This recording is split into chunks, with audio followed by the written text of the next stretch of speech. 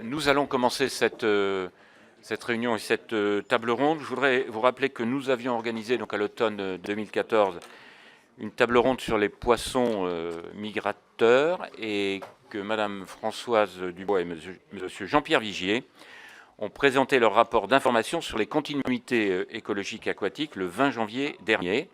À la demande de Patrice Carvalho et du groupe GDR, donc il a été décidé d'organiser une nouvelle table ronde pour mieux comprendre comment arriver à un équilibre entre le rétablissement des continuités écologiques et la protection de la biodiversité d'une part et les différents usages possibles de l'eau et les activités économiques d'autre part.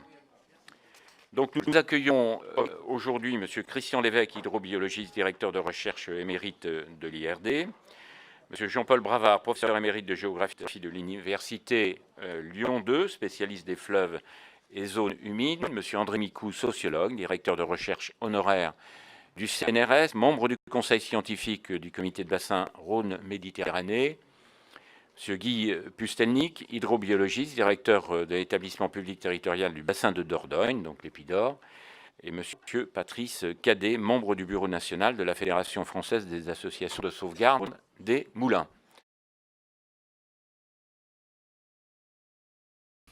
On peut donc dire que cette biodiversité exceptionnelle, elle s'est épanouie et elle a profité d'un écosystème rivière anthropisé, puisqu'à l'époque, pendant toute cette époque, il était constitué de dizaines de milliers d'ouvrages de petite taille qui fonctionnaient par surverse, qu'on appelle des seuils, qui alimentaient entre autres des moulins ou de l'irrigation, n'est-ce pas, et qui étaient répartis sur tous les bassins et sur toutes les rivières. Une chose est certaine, c'est que si ces biodiversités étaient comptées à une situation totalement nouvelle, résultant de la suppression des ouvrages pour créer des rivières sauvages qui plus est dans un environnement totalement différent, eh bien c'est actuellement augmenter le risque de la voir disparaître totalement, sans compter qu'on augmente le risque de polluer nos estuaires et qu'on crée un risque pour la population riveraine qu'on ne connaît pas encore. Évidemment, la situation s'est compliquée à partir de 1850 avec la construction des grands barrages. Mais il faut quand même se souvenir que leur construction coïncide avec l'utilisation effrénée des énergies fossiles qui ont provoqué une augmentation exponentielle de la température de la pollution. Et c'est ça qui explique l'extinction des espèces que nous vivons actuellement partout dans le monde. Et c'est également ça qui explique aujourd'hui que des populations de saumon déclinent dans d'autres pays, dans des rivières sauvages où il n'y a strictement aucune construction humaine. Je prends le bilan maintenant de l'axe Loire-Allier. Eh bien, après plusieurs centaines de millions d'euros, les nôtres, qui ont été dépensés, on se retrouve avec une population tellement basse, plus basse qu'en 1975, dont on est quasiment certain qu'elle va s'éteindre. Tout simplement parce que le déplacement aujourd'hui n'est pas synonyme de reproduction quand le milieu est défavorable et contient par exemple de la pollution médicamenteuse avec des perturbateurs endocriniens dont on ne sait quasiment rien. Eh bien aujourd'hui, mon expérience montre que pour aider ces autres espèces à traverser la période climatiquement difficile que nous vivons, eh bien le meilleur moyen c'est de restaurer la fonctionnalité de cet écosystème anthropisé parce qu'il a prouvé pendant des siècles qu'il a une innocuité totale au niveau écologique, au niveau environnemental et qu'il a en plus été le support du développement économique à l'époque. En fait, la dernière chose dont une espèce fragilisée par un milieu peu favorable à son développement a besoin, c'est en plus de voir son habitat détruit. On ne protège pas une espèce avec une pelleteuse. Nous pensons qu'il faut l'avoir par rapport à la remise en route de l'hydroélectricité, de la production hydroélectrique. Et dans ce cas-là, la rentabilité, on ne la calcule pas par rapport à la hauteur de chute ou par rapport au prix du kilowatt. Elle se justifie de la même manière que quand on construit un pont pour la faune au-dessus d'une autoroute. Parce que dans les deux cas, on protège la biodiversité. Et en plus, en adoptant donc cette stratégie, eh bien, on répond à d'autres priorités nationales. Par exemple, la création de dizaines de milliers d'emplois pour équiper les sites et pour les faire fonctionner, d'emplois pour délocalisables, parce qu'on peut pas en seuil, n'est-ce pas? Et si on s'appuie sur le rapport d'Ambrine, ce sont quand même plusieurs milliards d'euros qui vont arriver dans les zones rurales et dans les zones de montagne, avec lesquelles on va pouvoir travailler. Et enfin, on va produire de l'énergie renouvelable pour finalement protéger un patrimoine qui a tout de même inspiré beaucoup de nos artistes. Si on prend le bilan de l'agence Lombard-Bretagne, eh bien, effectivement, on constate actuellement une stagnation de l'amélioration de la qualité physico-chimique et biologique de l'eau, que nous expliquons par la mutilation au hasard de tous ces petits ouvrages par les syndicats de rivières qui entraînent une réduction des fonctions d'auto-épuration qui se déroule dans les retenues, mais également une élimination des zones refuges stables dont les espèces aquatiques ont aujourd'hui besoin pour supporter le chaos climatique que nous traversons. Il me semble que 2015 et 2016 en sont des exemples frappants. Et enfin, la réduction des fonctions d'auto-épuration dans ces retenues qui concernent les nitrates, le phosphore, récemment certains pesticides, certains fongicides et insecticides, entre autres, plus la diminution de l'oxygénation, et enfin la réduction de la fonction absorption du carbone, eh bien ça contribue à effacer les efforts que font nos agriculteurs pour modifier leurs pratiques culturales et les adapter. Donc, enfin, je dirais que si les personnes qui ont implémenté la continuité écologique avaient été elles-mêmes convaincues qu'il fallait absolument restaurer la circulation des poissons pour les sauver, il me semble que tous les grands barrages se trouveraient sur des tronçons de rivières classés et non pas sur des tronçons de rivières non classés. Les moyens auraient alors été affectés, pas seulement ceux d'EDF, tous nos moyens ont été affectés pour trouver des solutions pour les rendre transparents, alors qu'aujourd'hui, ils sont dilapidés, comme quelqu'un l'a signalé, pour détruire des petits ouvrages dont l'intérêt écologique a été prouvé, avec en plus, on facilite la dispersion des espèces envahissantes, ce qui en soi sont peut-être des espèces, mais souvent elles transportent des maladies qui se déclenchent grâce au réchauffement climatique, à cause du réchauffement climatique. Et enfin, quand vous avez un ouvrage sur une rivière, vous avez une multitude d'habitats. Il n'y a pas besoin d'être un scientifique pour voir qu'il y a de l'eau calme, de l'eau qui coule, de l'eau rapide, etc., ce qui automatiquement génère une énorme biodiversité. Et quand vous enlevez l'ouvrage, vous supprimez cette biodiversité, ce qui est contraire à la loi qui, me semble, vous avez récemment votée sur la biodiversité. Donc, en conclusion, ce que je propose, ce que nous proposons, donc, c'est de revenir un modèle qui est éprouvé par le temps, mais sans relâcher les efforts sur la qualité de l'eau. Il faut donc revenir à une rivière fonctionnelle avec des potentialités partagées au bénéfice réciproque des hommes et de la nature. Je vous remercie. Et le problème, c'est que la nature des uns n'est pas la nature des autres. Et je trouve que ça, c'est un point tout à fait important. Je vais être très bref, mais il y a d'une part la nature-objet, c'est celle que nous, scientifiques, abordons, nous la disséquons, nous essayons de comprendre comment elle marche, on l'analyse. Il y a la nature vécue, celle du citoyen. Le citoyen vit dans un environnement, un cadre de vie. Ce cadre de vie, c'est la nature utile, c'est les ressources, mais c'est aussi les nuisances. On oublie trop souvent que la nature est source de nuisances. Et il y a des mots-clés, paysage, ressources, patrimoine, on va en parler, esthétique. Et il y a la nature imaginée, qui est une nature un peu mythique. En réalité, c'est celle que certains conservationnistes estiment être la nature sans l'homme ou la nature avant l'homme, celle qui aurait été une belle nature s'il n'y avait pas eu l'homme. Je schématise un peu, mais on est un peu dans cette perception. Donc on parle d'harmonie avec la nature, de paradis perdu, il y a beaucoup de symbolisme, de romantisme, et c'est l'objet de mouvements militants, des religions, des ONG pour certaines. Il y a donc deux visions contrastées de la manière de protéger la nature, celle qui consiste à protéger la nature telle qu'elle est, c'est-à-dire notre héritage tel qu'il est, et on estime que cet héritage, il faut le conserver en l'état, c'est un peu la nostalgie du passé. Et puis il y a l'autre aspect qui consiste à dire la nature bouge, la nature change, elle se transforme en permanence, donc il faut pouvoir accompagner la nature, la piloter, disent certains, dans sa dynamique temporelle et spatiale. Je schématise là aussi beaucoup, parce qu'on n'a pas beaucoup de temps, c'est le regard sur le futur. Essayer d'anticiper peut-être l'évolution d'une nature dans un environnement qui change, et le changement climatique est là pour nous dire que l'environnement change.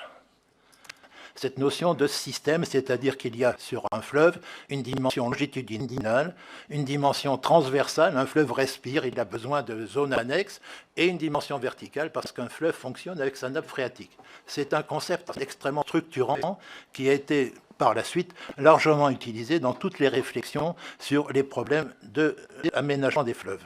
La rivière a une fonction écologique dont on parle à l'heure actuelle, les services écologiques, c'est effectivement d'évacuer l'eau. Mais ça n'est pas la seule fonction. Et on voit bien que dans cette image, la rivière est un complexe de milieux très variés, et c'est parce qu'il y a ces milieux très variés qu'il y a de la diversité biologique dans nos rivières. La diversité biologique est fortement associée à la diversité des habitats. Donc la diversité des habitats dans une rivière, ça n'est pas que de l'eau courante, c'est aussi de l'eau stagnante. Beaucoup de poissons ont besoin, à un moment donné de leur cycle de vie, de se développer dans des milieux d'eau stagnante. Donc, 2-3 mots-clés pour le fonctionnement de la rivière. Le régime hydrologique, bien sûr, avec sa variabilité, parce que ça, c'est une vision statique, mais cette rivière va monter, descendre, etc. Le niveau va monter, descendre, et vous avez des paysages qui vont être totalement différents selon le niveau de la rivière. Diversité des habitats, c'est essentiel. C'est la notion d'hétérogénéité que nous développons en écologie. Et un point aussi, tout aussi essentiel, c'est la qualité de l'eau. Parce que vous pouvez restaurer une diversité d'habitats. Si la qualité de l'eau n'est pas au rendez-vous, il n'y aura pas de restauration écologique.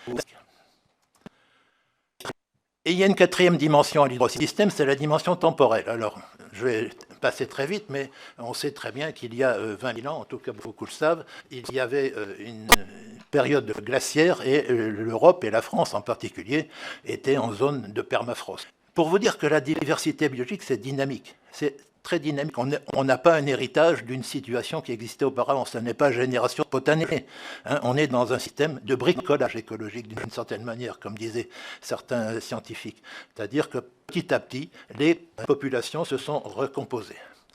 Il n'y a pas d'équilibre sur le temps long. Nous sommes donc dans un système dynamique, aussi bien pour la diversité biologique que pour l'hydromorphologie et les sédiments. On doit s'attendre à d'autres changements, et le changement climatique nous dit qu'il va y avoir, enfin, on nous prédit en tout cas, je ne suis pas climatologue, des changements climatiques, et rien ne dit, en l'occurrence, que le processus de recolonisation dont je vous parlais tout à l'heure est achevé. Il y a encore des espèces qui arrivent, et il y a encore des espèces qui vont arriver. Quelques mots sur la trame bleue. La trame bleue, trame verte, trame bleue, elle existe sur les rivières. Vous avez là tout le réseau de canaux qui met en communication tous les bassins versants. On a créé ce canal du main Danube, et depuis, on va arriver des espèces danubiennes dans les rivières européennes. C'est normal. On a mis en communication tout un ensemble de choses, ce qui veut dire que la continuité écologique, c'est aussi la porte ouverte à toutes les espèces invasives. Je n'ai rien personnellement contre toutes les invasives, mais il y a des programmes de lutte contre les invasives. Donc il faut une cohérence aussi dans les politiques, où on lutte contre les invasives, où on crée les conditions d'arrivée des invasives. Je mets l'accent sur un point qui me préoccupe. Nos systèmes ne sont pas des systèmes écologiques au sens strict, ce sont des systèmes aménagés. Ce sont des systèmes qui, depuis des siècles, ont fonctionné. On a fait sauter des seuils il y a plusieurs siècles pour la navigation. La navigation était un élément essentiel de l'économie française. On a créé des barrages pour les moulins parce qu'ils devenaient... Et là, on est face maintenant à cette question de qu'est-ce qu'on fait d'un certain nombre de seuils. Je ne vais pas faire une longue liste des aménagements, je dis simplement qu'il y a des usages et il y a des protections. Il faut dire que les aménagements ne sont pas seulement destinés à des usages. Et parmi les usages à l'heure actuelle qui se développent, il y a toute la litanie des anciens usages, l'irrigation, etc. Il y a les loisirs et la patrimonialisation dont un des orateurs va beaucoup parler. Il n'y a pas que l'usage technique, il y a aussi des usages symboliques. Et la protection, on voit bien que les barrages réservoirs qui ont été faits sur la Seine sont destinés à protéger Paris. Je n'ai pas entendu dire qu'il fallait raser les barrages réservoirs de la Seine. Donc on est bien dans une politique où, effectivement, on doit, selon les circonstances, envisager différents cas de figure. Quand on fait un aménagement ou quand on arrase un barrage, il y a une notion essentielle, on gagne et on perd. On va peut-être gagner pour les poissons migrateurs, quelques espèces de poissons migrateurs, mais qu'est-ce qu'on perd en termes d'espèces qui vivaient dans les milieux aménagés? Et ça, il n'y a aucune étude qui le montre. Or, je dirais qu'à l'heure actuelle, les milieux d'eau calme créés par les seuils ou les barrages sont quand même des milieux favorables à toute une faune de vertébrés et d'invertébrés. Voilà, donc la continuité écologique ne prend en compte à l'heure actuelle que les poissons migrateurs. Ce que je veux dire par là, c'est qu'il n'y a pas d'études, je veux dire, sérieuses qui montrent ce que l'on gagne et ce que l'on perd en matière de diversité biologique. Ce qui veut dire que ce que fait l'homme n'est pas forcément toujours négatif. Il faut aussi avoir en tête qu'il y en a assez de dire que l'homme détruit la diversité biologique. Notre diversité biologique européenne a été créée par l'homme. Il faut être très clair là-dessus. C'est l'homme qui a créé cette diversité biologique. Notre représentation de la diversité biologique, c'est le système rural d'il y a 50 ou 60 ans. C'est ça notre représentation globale de la biodiversité. Donc c'est une création humaine. Le dogme de la continuité souffre de très nombreuses exceptions, vous l'avez bien compris. On fait des barrages, réservoirs, on fait des barrages pour protéger des inondations, on va faire des barrages pour stocker l'eau, ça c'est clair. S'appuie sur une vision partielle et sectorielle de la diversité biologique, c'est-à-dire les poissons migrateurs, et le reste, on n'en tient pas compte. Ne fait pas la part de ce que l'on perd ou de ce que l'on gagne, c'est ignorer que la continuité est une porte ouverte aux invasives et devrait se décliner, selon les cas, dans un contexte local, mais pas au travers d'une politique jacobine et universelle. Il y a du cas par cas. Il y a beaucoup. Un dogme qui n'est pas étayé en ce qui concerne les résultats, parce qu'il n'y a pas ou pratiquement pas de suivi sur les conséquences des aménagements ou des arrosements barrages. Les méta-analyses qui ont été faites sur les restaurations écologiques montrent que la récupération est lente, voire incomplète, voire différente. Et l'objectif de bon état passe surtout d'abord aussi par l'amélioration de la qualité de l'eau. Si on n'améliore pas la qualité de l'eau, on peut faire tout ce qu'on veut, il n'y aura pas forcément retour d'une diversité biologique. Donc la question peut se poser, mais ce n'est pas l'objet de ce débat, c'est quelle nature ou quel cours d'eau voulons-nous, qui est une question qui doit à la fois faire converger des aspects scientifiques, mais aussi des aspects économiques et des aspects sociaux. Donc, la continuité longitudinale qui est actuellement suivie des faits semble être dans le sens de l'histoire, et l'arasement ou l'effacement des seuils est une forme de variable d'ajustement qui paraît techniquement maîtrisable dans la recherche du bon état des CE voulu depuis 2000. Plus facilement maîtrisable, semble-t-il, et ça c'est important, que ne l'est la qualité de l'eau. Le dernier point de l'exposé, c'est que, de mon point de vue, la politique actuelle est fondée sur des bases scientifiques faibles, avec des coûts élevés, des résultats hypothétiques, une acceptation sociale qui est limitée et avec des pratiques standardisées qui se font sans véritable référence à l'esprit des lieux, ou disons plus simplement à la géographie des lieux. Dès 2003, l'Agence de l'eau Loire-Bretagne commande un rapport d'experts sur sa stratégie à venir en matière de seuil. Donc c'est très précoce. Et elle sera suivie dès 2007 de la politique de l'Agence de l'eau. Donc voilà tout un système extrêmement cohérent qui se met en place et qui commence à être mis en œuvre. Tout ce système est appuyé sur le service de l'État qui s'appelle l'ONEMA, qui a été créé par la loi de 2006, et un ensemble d'études, dont je ne vais pas vous détailler, pourquoi rétablir la continuité des cours d'eau, barrages et seuils en 2011, principaux impacts environnementaux, arasement et dérasement des seuils 2011. Et puis on a ensuite des textes sur le démantèlement. Donc tout est en place en 2010-2012. Alors je vais prendre simplement un exemple pour vous montrer ce côté un peu délicat de la pratique. Vous avez en haut un extrait, une capture d'écran. C'est un rapport de l'ONEMA qui prend l'exemple d'Ardèche. Les sédiments sont piégés, dit le rapport, c'est une copie, en amont du seuil. On nous montre à l'amont du seuil la zone de dépôt des sédiments, et à l'aval, on nous dit, voilà, puisqu'il y a un seuil et que les sédiments sont piégés à l'amont, à l'aval, vous avez une absence de matériaux solides.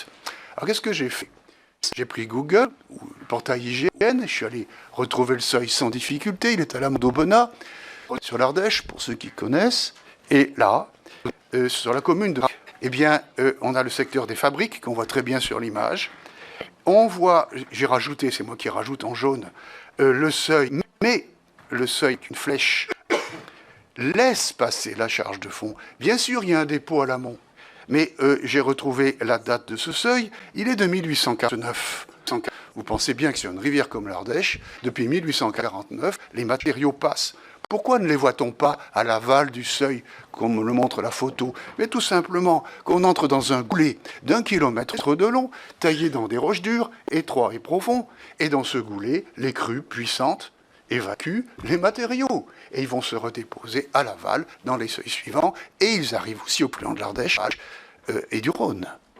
Donc, partir de photos comme ceci, pour dire, c'est très simple, voilà, le responsable, c'est le seuil, il bloque. Moi, excusez-moi d'être si net, je considère que ce n'est pas très honnête intellectuellement. En 2016, tout récent, ça vient sortir en septembre, que voit-on? 30% des cours d'eau de ce secteur sont en état très bon ou bon, c'est-à-dire bleu et bon et vert, carte de gauche. L'objectif 2015, qui était celui de la DCE 2000, n'est pas atteint. Il n'est pas atteint. Pourquoi? Parce que le déclassement est dû essentiellement à des indicateurs biologiques. Et il y a stagnation des indicateurs depuis 2007, depuis bientôt 10 ans. Pourquoi? Parce que les pollutions diffuses sont graves et qu'il y a aussi des effets climatiques, des aléas climatiques. Alors, quelle est l'analyse qu'on peut en faire? C'est que priorité est donnée aux actions de restauration physique, effacement des seuils, pour restaurer la continuité, et pour faire évaluer favorablement des indicateurs biologiques dégradés et qu'on ne sait pas traiter. Sur un coût total pour ce secteur territorial de 103 millions d'euros, le coût de l'effacement des seuils s'élève à 93 millions d'euros. Quels sont les commentaires que l'on peut faire? D'une part, c'est une politique qui a été, de mon point de vue, je n'engage que moi, mais le fait que je sois à la retraite me donne maintenant une certaine liberté. C'est une politique lancée sur des bases scientifiques faibles. Quand elle a été lancée, il n'y avait pas d'études nationales, il y avait quelques études américaines ou anglaises, très peu en réalité. Les synthèses qui ont servi à mettre en place cette politique l'ont été à dire d'experts, et uniquement à dire d'experts, et une poignée d'experts. Sur quoi se sont basés les experts? Sur des études assez évoluées, bien connues, concernant les barrages, les grands barrages. Et on en sait beaucoup depuis les années 70. Et on n'en sait rien sur les seuils. Il n'y a pas de littérature sur les seuils. Je viens de trouver un document de l'agence Adour-Garonne. Il y a 7% de suivi prescrit après restauration, après autorisation, mais on ne sait pas comment ils seront réellement mis en œuvre. Donc, étude insuffisante des effets réels. Pas d'études avant, pas d'études après. D'abord, ça va de soi, travailler sur les effets environnementaux des seuils. Et ne pas tout déduire des barrages. On est dans des logiques différentes, des échelles différentes.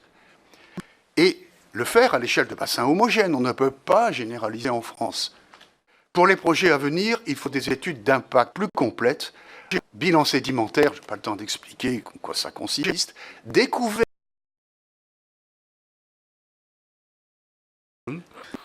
Alors, continuité écologique, que voilà une approche bien monodisciplinaire. Donc, pourquoi l'adjectif naturel est-il devenu équivalent à non anthropisé? La science écologique a très tôt privilégié les espaces exempts de présence humaine, là où la main de l'homme n'a pas mis le pied, comme disait l'autre.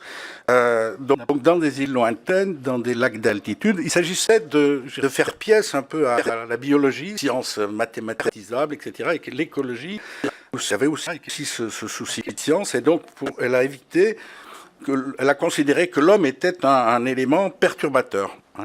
D'où aujourd'hui écologique veut dire naturel, et naturel veut dire nature sans l'homme. Et même nature vraiment naturelle veut dire nature sauvage, pratiquement.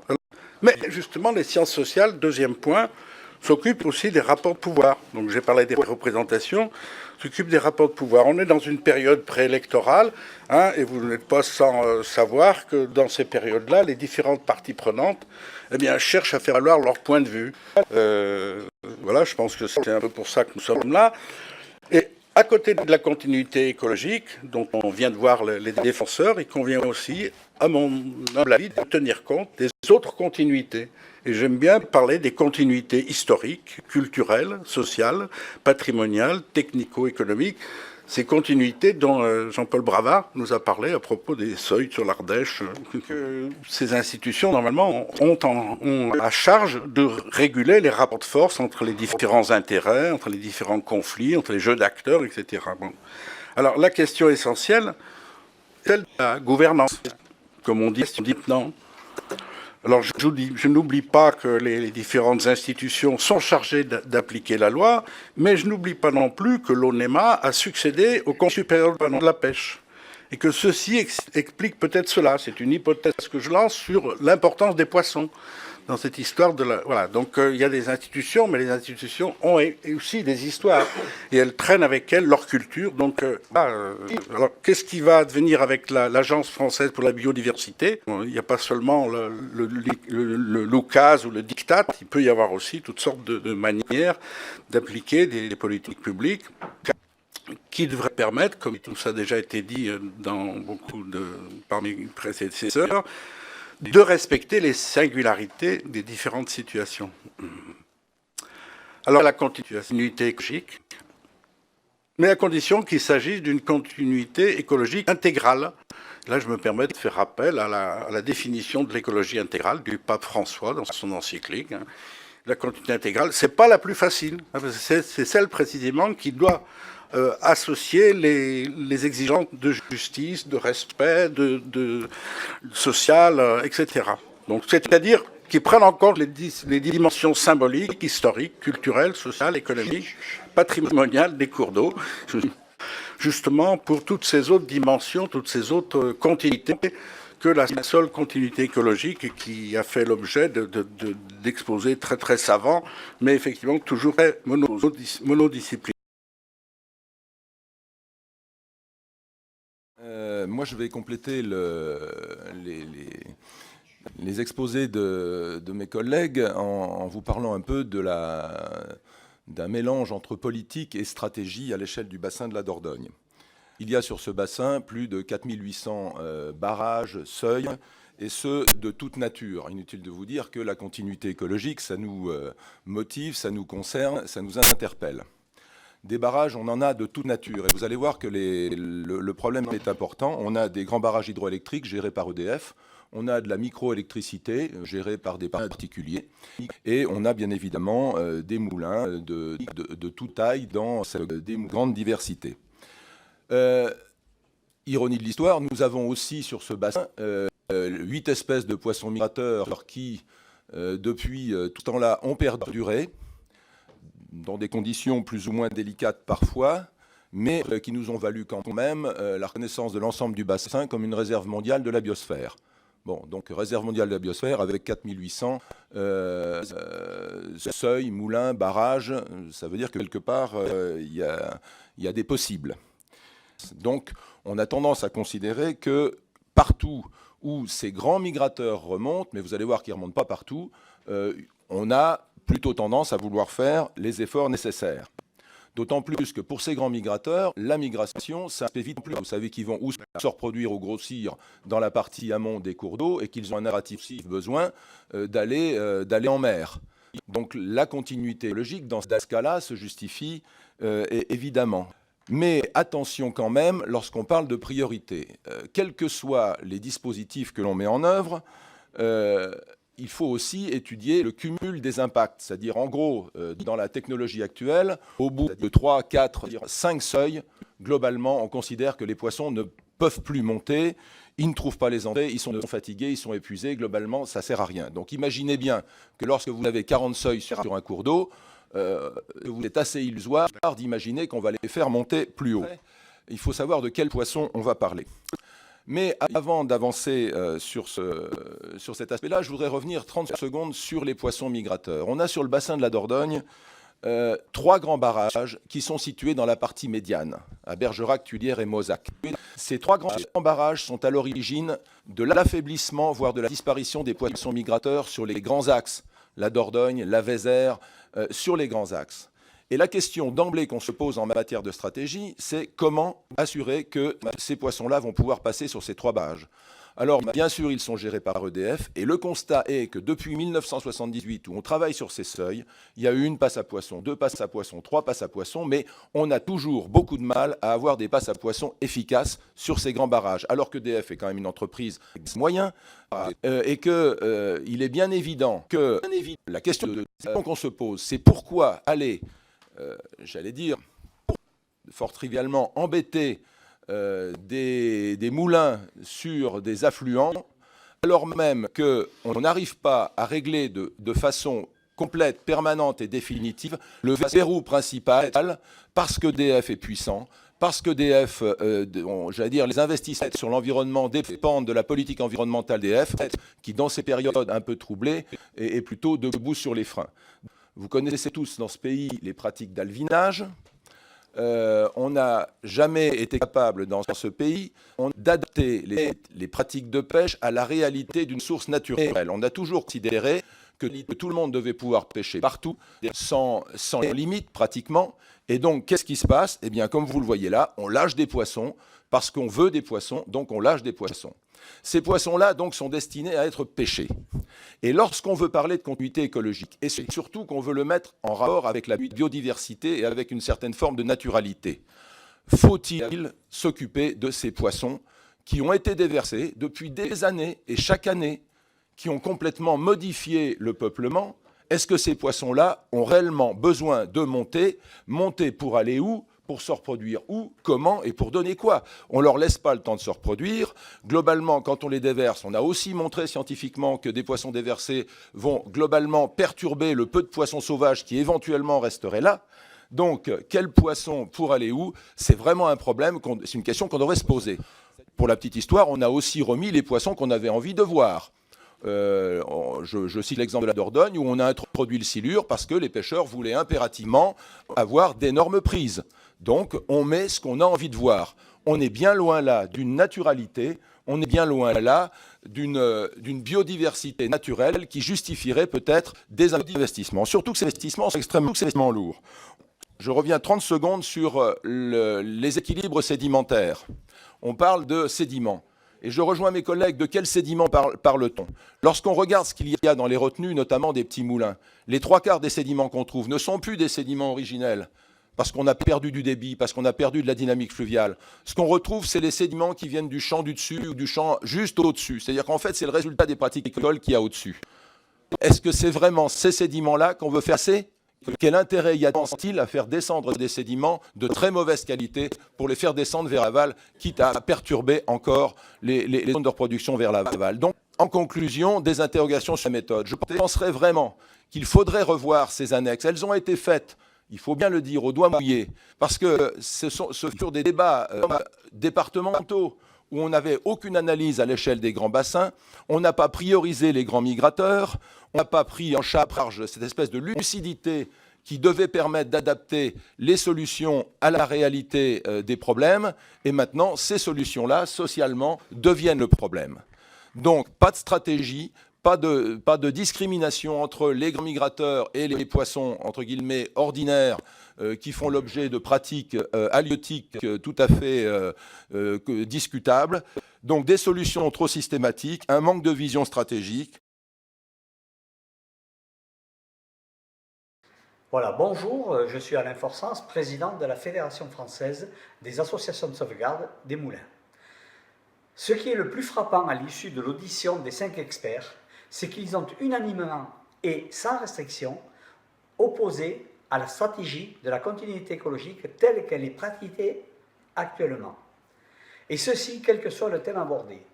Biodiversité, écologie, hydrologie, sociologie, changement climatique, pollution, sédiments, patrimoine, pêche, loisirs, etc. C'est un résultat inattendu, ce qui explique certainement qu'une très large majorité des députés qui se sont exprimés ensuite ont émis des réserves à l'encontre de la continuité écologique et ont suggéré une évolution de la législation dans ce domaine. L'un d'entre eux a même déclaré « Si nous nous sommes trompés, il faut savoir revenir en arrière ».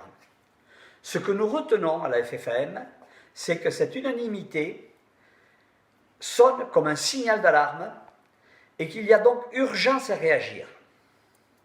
Dans la mesure où le dogme de la continuité écologique, qui n'a pas été décrété sur une base scientifique, mais, comme le précise Christian Lévesque, sous la pression d'associations écologistes, cette pression est si forte que l'ONEMA n'hésite pas à déformer la vérité pour imposer sa démarche, comme le démontre Jean-Paul Bravard à propos de l'accusation malhonnête du blocage des sédiments dans les seuils.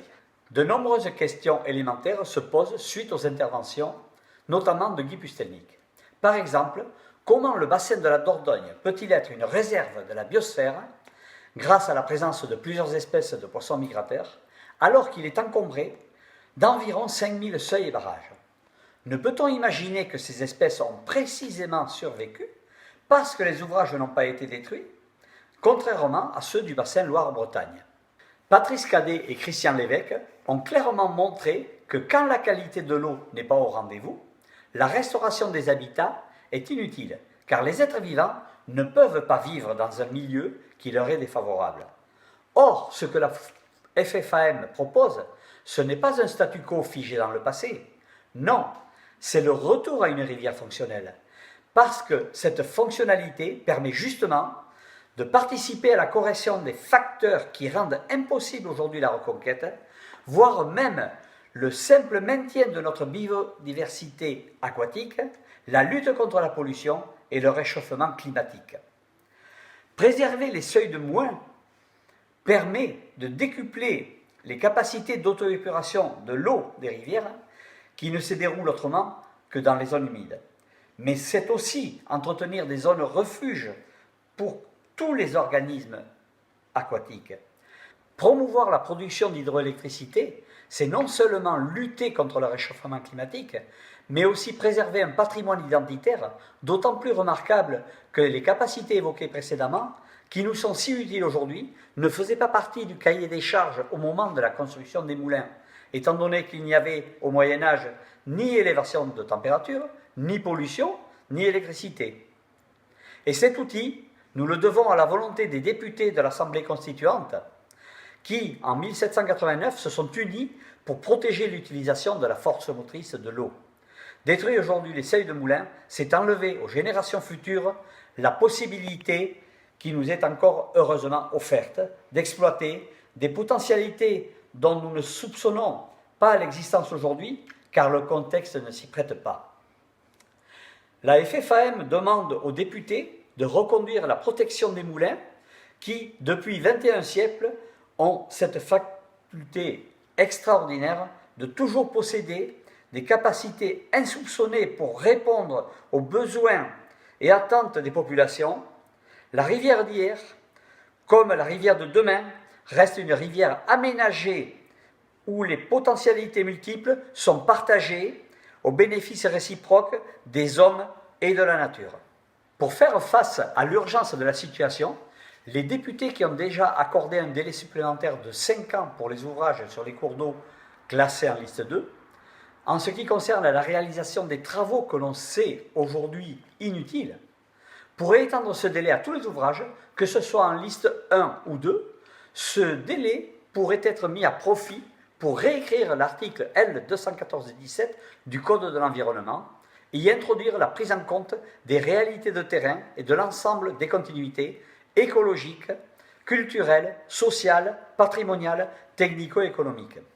Comme l'indique André Micou, une étude au cas par cas, comme le demande Madame la ministre de l'Environnement, et comme le propose une grande majorité des députés présents à cette table ronde, mais totalement ignorée par les services déconcentrés de l'État, c'est l'article 214-17 qui interdit toute discussion et empêche une concertation équilibrée entre tous les usagers de l'eau, pour le plus grand profit de la vie aquatique. Il est donc urgent de suspendre l'application du L214-17 du Code de l'environnement. Merci.